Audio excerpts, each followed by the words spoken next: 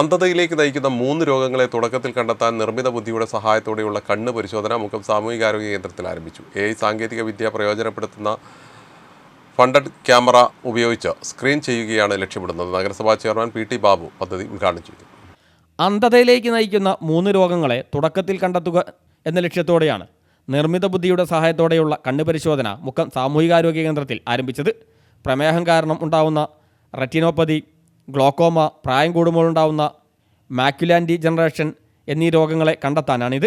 നിർമ്മിത ബുദ്ധിയുടെ സഹായത്തോടെ കണ്ണ് സ്ക്രീൻ ചെയ്ത് രോഗം കണ്ടെത്താനുള്ള പദ്ധതിയാണിത്. മുക്കം സാമൂഹികാരോഗ്യ കേന്ദ്രത്തിൽ AI സാങ്കേതികവിദ്യ പ്രയോജനപ്പെടുത്തുന്ന ഫണ്ടസ് ക്യാമറ ഉപയോഗിച്ച് സ്ക്രീൻ ചെയ്യുകയാണ് ലക്ഷ്യമിടുന്നത്. കണ്ണ് പരിശോധനയിൽ രോഗസൂചന ലഭിച്ചാൽ രോഗിയെ നേത്രരോഗ വിദഗ്ധൻ്റെ അടുത്തേക്ക് റഫർ ചെയ്യും. കമ്പ്യൂട്ടർ ഉപയോഗിച്ചുള്ള കണ്ണ് പരിശോധന പോലെയാണിത്.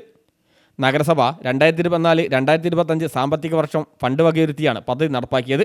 നഗരസഭാ ചെയർമാൻ PT ബാബു ഉദ്ഘാടനം ചെയ്തു.